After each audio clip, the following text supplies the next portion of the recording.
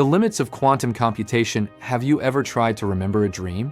The moment you wake up, it's there, vivid and real, a whole world built inside your mind. You can feel the texture of the air, hear the echoes of conversations you never had. But the second you try to grasp it, to pin it down and bring it into the waking world, it dissolves. It vanishes like smoke through your fingers, leaving behind only a ghost of a feeling. What if I told you that the most powerful computers we are, and perhaps ever will be, building live in that dream world? That their immense power is born from a realm of ghostly possibilities, and that their greatest weakness is the very act of waking them up? Welcome, everyone. Today, we are not going to talk about the hype of quantum computing. We're not going to list the problems it will supposedly smash through.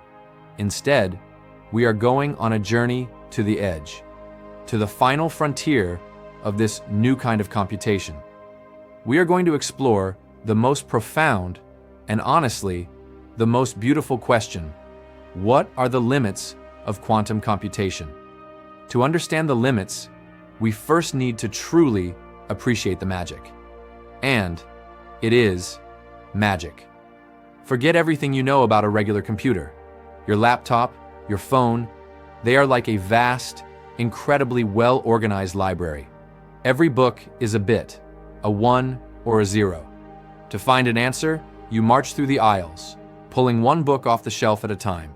It's fast, it's logical, but it's linear. A quantum computer doesn't live in a library. It lives in a cathedral of mist and potential. Its fundamental unit, the qubit, is not a 1 or a 0. It is both, and everything in between, all at once. We call this superposition. Imagine a coin spinning in midair. Is it heads? Is it tails? The beautiful truth is, it is both, a shimmering blend of possibilities, until the moment it lands in your palm. Now, imagine not one coin, but a symphony of them, thousands, millions, all spinning in perfect, interconnected harmony. This is the second miracle, entanglement.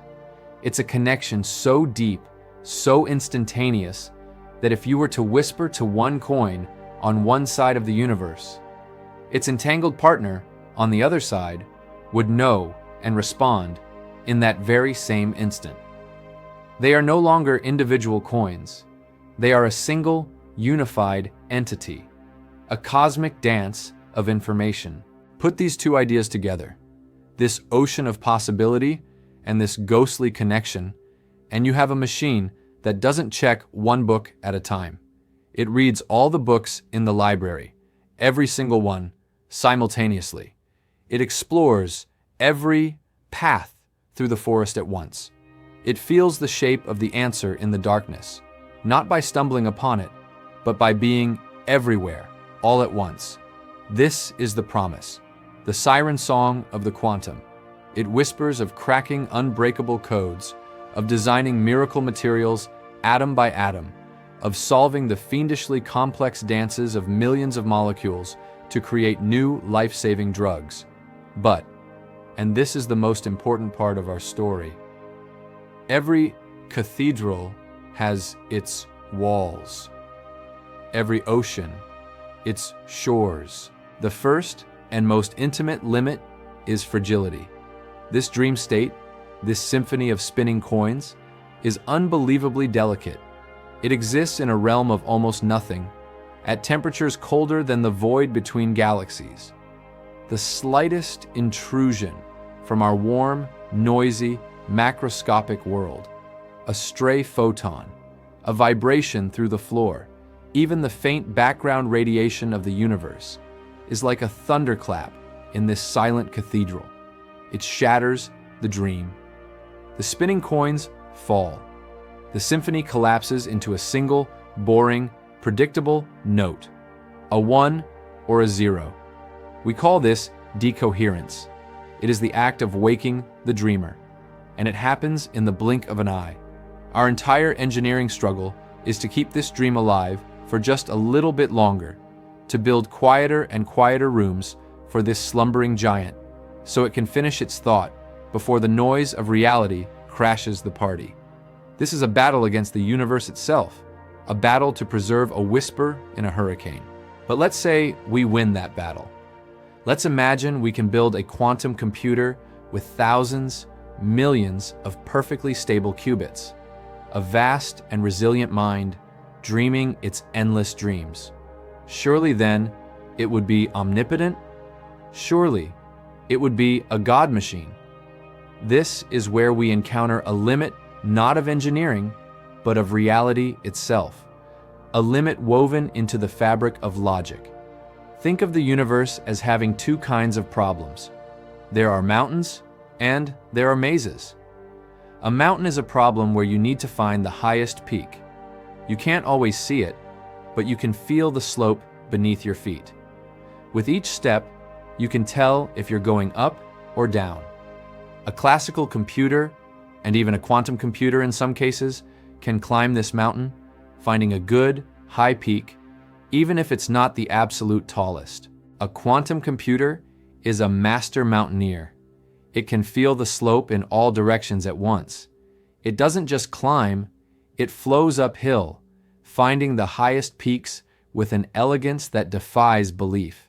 This is what it does with searching databases or optimizing complex routes. But then, there are mazes. Not just any mazes. These are mazes where the walls are made of mirrors, where every path you take splits into two new paths, and those split again, exponentially, into a number of possibilities greater than the atoms in the known universe. And the cruelest part? There is no slope. There is no hint. You cannot feel your way to the center. The only way to know if you found the exit is to actually walk to the end of a path and look. This is the realm of the hardest problems, what we call NP-complete problems. The traveling salesman trying to visit 1,000 cities, the perfect arrangement of a protein fold, the most efficient schedule for the entire world. A classical computer, our trusty librarian, has to doggedly walk down each and every path, one by one. It would take longer than the age of the universe. We once hoped, we dreamed, that our quantum dreamwalker, being in all places at once, could just see the entire maze from above and point to the center. But the universe, in its infinite wisdom, seems to have said no. The quantum computer can enter the maze in a state of superposition. It can stand at the entrance and be in all pathways at once. But to find out if one of those paths is the exit, it has to look. And the moment it looks, the dream collapses. The superposition vanishes, and you're left with a single random path. The magic is gone. Through clever tricks, through what we call quantum algorithms, we can amplify the faint echoes of the correct path. We can make it more likely that when the dream collapses, it collapses into a good answer. But we cannot simply behold the entire answer in a flash of divine insight. The maze remains a maze. The quantum computer is a vastly more powerful explorer in that maze, but it is not a god that can see through walls. It still has to feel its way through, guided by the ghostly whispers of probability. This is a fundamental law of the computational cosmos. There are some mazes that are simply hard. Their difficulty is a feature of the universe, not a bug in our machines. And this leads us to the most mystical, the most philosophical of all the limits, the limit of knowledge itself. A quantum computer is not a better calculator. It is a different kind of oracle altogether. When you ask it a question, the answer does not come out neatly printed on a ticket. The answer is a rumor, a pattern of interference like ripples on a pond. You throw a pebble of a question into the quantum pond, and the waves that come back, that is your answer. But here is the profound secret. You can only see the ripples.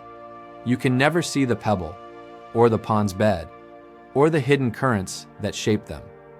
The quantum state, The dream itself is fundamentally hidden from us. We can only ever see its shadow on the wall of our cave. We can use the machine. We can get astonishing, world-changing answers from it. But we can never fully know what happened inside. We can never trace the exact path of its logic. It is a black box whose inner workings are, by the laws of physics, forbidden to us. This is the ultimate trade. We are given a tool of unimaginable power, but we are denied the understanding of its deepest mechanics. We are like ancient shamans who know that a certain herb cures a fever without knowing a single thing about chemistry or biology. We have the effect, but the cause remains a beautiful, terrifying mystery. This leads to a question that borders on science fiction, but which serious physicists and philosophers ponder. If we build a quantum computer to simulate the universe and we get an answer, how would we ever know it's right?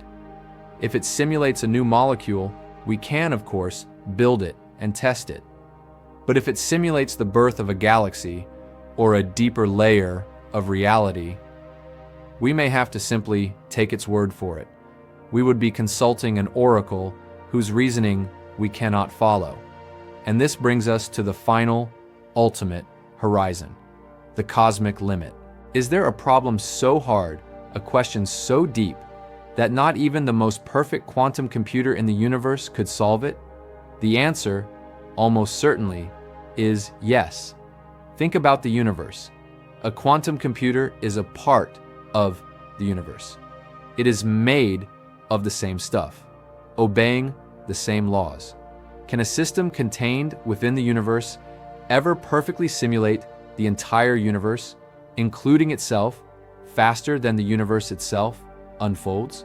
This is like a painter trying to paint a canvas that includes the very brushstroke they are currently making. It's a logical loop that may forever be just out of reach. There may be truths so profound, computations so deep, that they are literally uncomputable. They are not just difficult, they are impossible. The universe holds its secrets close to its chest. No amount of quantum magic can force it to reveal them. There are doors for which no key exists. So, what are we left with? We are not building an all-powerful God. We are building a seer, a mystic, a tool that allows us to dance with reality on its own terms, in the shadowy realm of probability and potential. Its limits are not failures. They are definitions. They are the shoreline that gives the ocean its meaning. They tell us that the universe is richer, stranger, and more mysterious than any tool we can ever build within it. The quantum computer is our most ambitious attempt to listen to the whispers of the cosmos, but the cosmos will always have voices too quiet for any ear to hear. It teaches us humility, and in doing so, it makes the journey all the more magnificent. The quantum dream is real, but it is a dream with walls, and perhaps those walls are what make the dream so precious. If this journey to the edge of the possible captivated you, if you felt that sense of wonder, then do me a favor. Like this video. It tells the YouTube algorithms that this is a place for curious minds, and it helps others find their way here. Subscribe to the channel if you haven't already, so you don't miss our next exploration into the mysteries of reality. And I would love to continue this conversation with you. What do you think the ultimate limit of knowledge is? Is there a question we should never ask? Let me know your thoughts in the comments below. Your perspectives are what make this community so special. Finally, if your imagination has been sparked today and you want to dive even deeper into the nature of reality, consciousness, and the cosmic code that underlies it all, you can check out my book, Holographic Multiverse. We explore the idea that our reality might be a projection from the edge of space and time, a cosmic hologram. It's a wild ride. The link is in the description below. Thank you for watching. Thank you for dreaming with me. Stay curious.